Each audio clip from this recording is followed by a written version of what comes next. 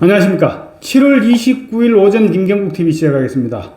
민주당 김두관 후보가 이재명의 민주당을 독재 정당으로 몰아붙이고 있습니다.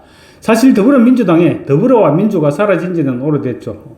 생각이 다른 반대 세력을 모두 축출시켜버림으로써 함께하는 더불어가 없어졌고, 또 민주라는 말은 사라진 지가 더 오래된 것 같습니다. 오직 이재명만 남아있을 뿐입니다. 8.18 전당대회를 소집한 김에 당명도 아예 이재명당으로 바꾸는 게 어떨까 싶습니다. 그 부분에 있어서는 조국 혁신당 역시 마찬가지죠. 91.9%로 새 대표를 선출했으니까 그것도 혁신을 떼고 조국당으로 바꾸는 게 맞을 것입니다. 선거법 때문에 그렇게 못한다면 선거법이 바꿔버리면 되죠. 180석에 양당이 합치면 180석을 넘어서는데 못할 게 뭐가 있겠습니까? 이미 지금도 그렇게 하고 있죠.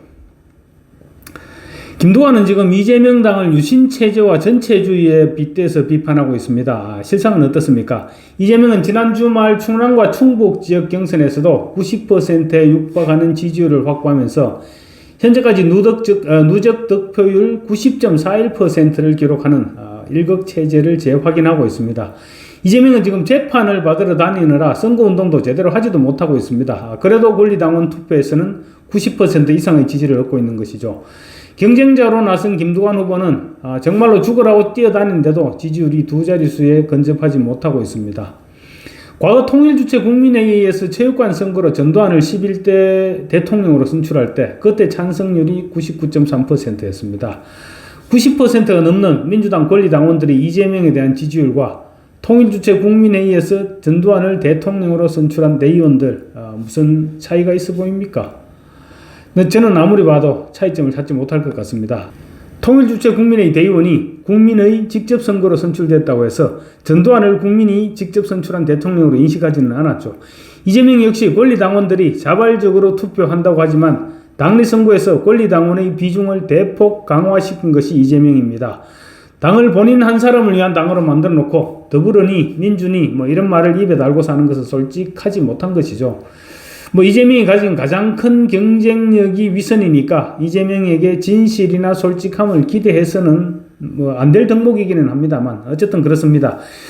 김두관은 지난 27일 부산 합동연설회에서 이재명의 강성 지지층인 소위 개딸들이 민주당을 점령했다. 그래서는 내후년 지방선거는 물론이고 그 다음 해 대선에서도 승리하지 못한다. 이렇게 퍼부었습니다.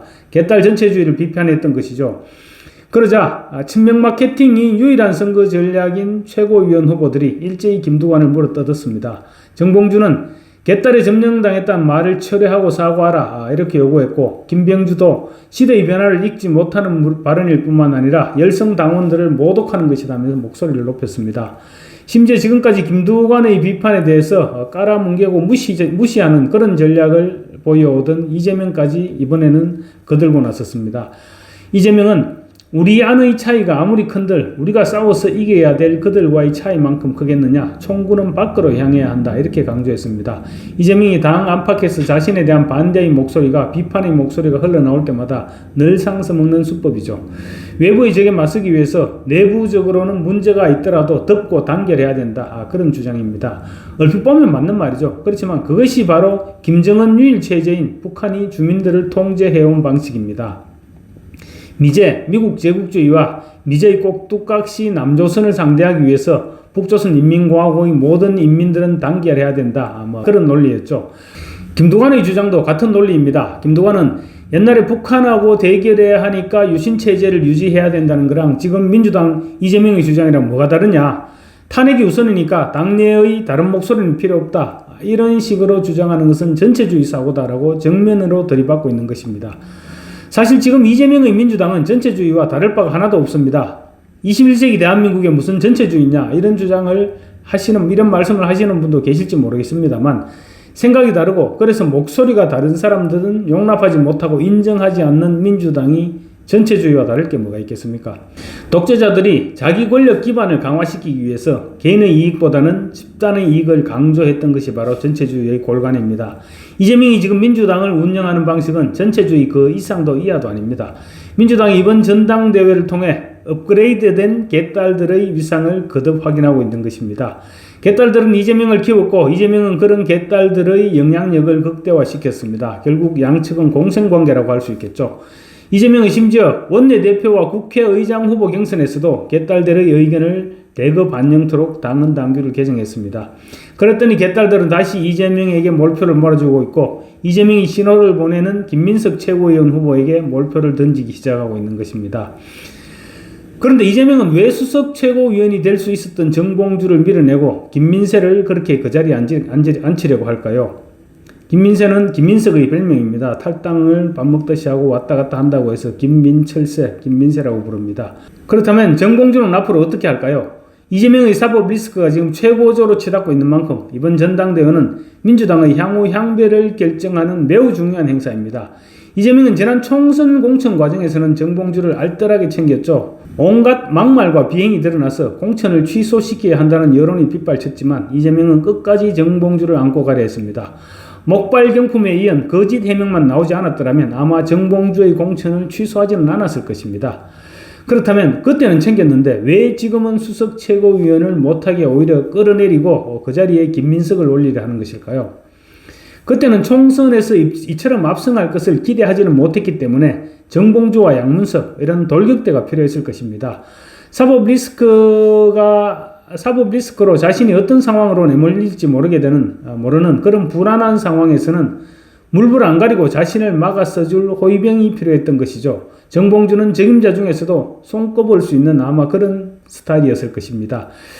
그런데 막상 총선 결과 200석에 가까운 압승을 하니까 이제는 정봉주 같은 무대포 스타일이 아니라 뭔가 정책적이고 안정감을 주는 사람을 옆에 세우고 싶었던 것입니다. 정봉주는 어떻게 보면 정청래와 닮은 꼴이죠.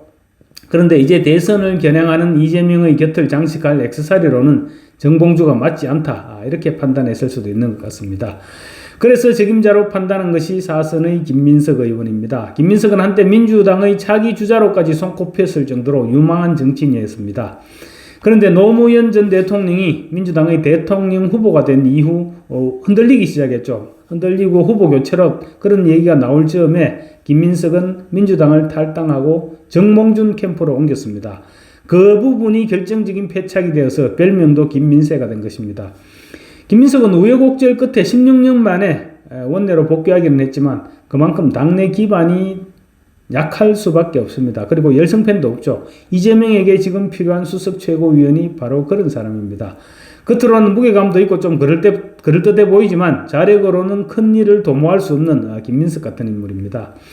박찬대를 원내대표로 이재명이 낙점했던 것도 아마 비슷한 이유에서였을 것입니다. 실제로 박찬대는 지금 이재명의 수족그 이상도 이하도 아니죠. 반면 정봉주는 표면적으로는 공천 부적격자였다는 점이 지금 걸리는 것이죠.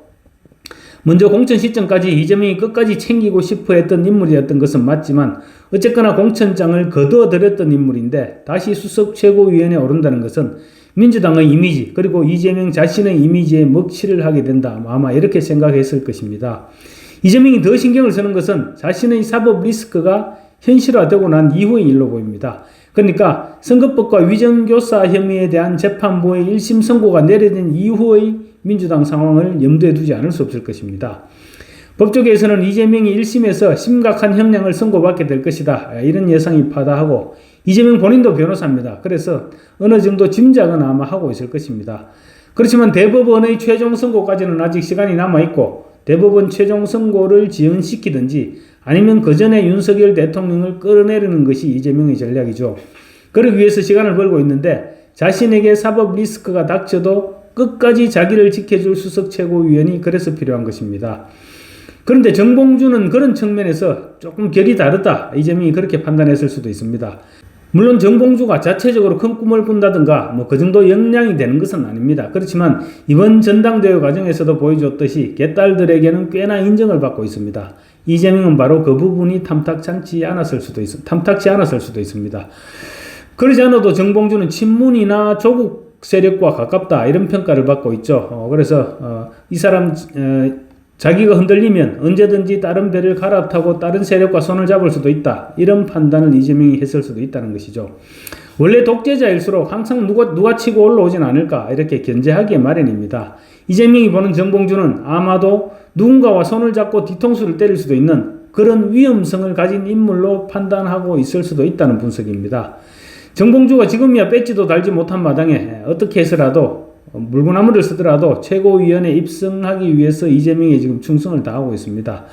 최고위원들 후보 가운데서는 그렇지만 최고위원 후보들 가운데서는 압도적인 개딸들의 지지에도 불구하고 자신이 수석 최고위원이 되는 꿈을 포기하게 만든 이재명이 곱게 보일 수는 없을 것입니다. 어쩌면 정봉주는 지금도 꽁하게 이재명을 지켜보고 있을지도 모릅니다. 이재명과 정봉주 서로의 생각이 아마 비슷하게 엇갈리고 있지 않을까 싶습니다. 이 같은 두 사람의 견해차 그리고 거기에 더해지는 김두관의 도전 이런 부분들이 앞으로 이재명의 앞날과 민주당의 향배에 적잖은 영향을 끼치지 않을까 그렇게 생각해도 괜찮을 것 같습니다. 감사합니다.